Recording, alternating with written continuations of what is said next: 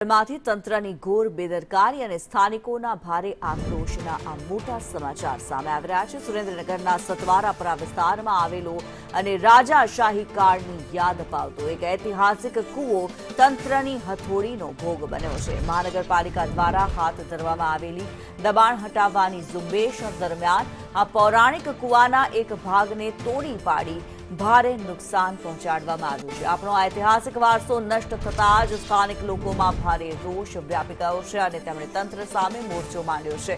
લોકો હવે આ ઐતિહાસિક વારસાના સંરક્ષણની સાથે સાથે જવાબદાર અધિકારીઓ સામે તાત્કાલિક કડક પગલાં લેવાની માંગ કરી રહ્યા છે તેમજ કૂવાને ફરી તેના મૂળ સ્વરૂપે લાવવા માટે તંત્ર પર ભારે દબાણ કરી રહ્યા છે।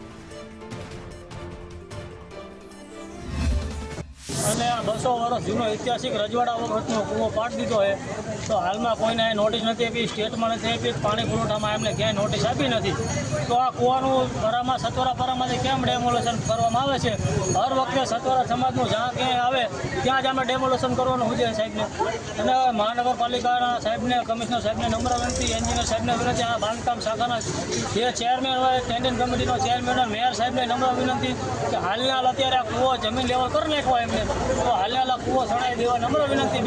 કોઈ પણ આમાં પડશે કે જનાવર પડશે, માણસ પડશે તો એ મરી જાય છે તો એની તમામ જવાબદારી કમિશનર સાહેબની, મેયર સાહેબની અને સ્ટેન્ડિંગ કમિટીના ચેરમેનની રહેશે।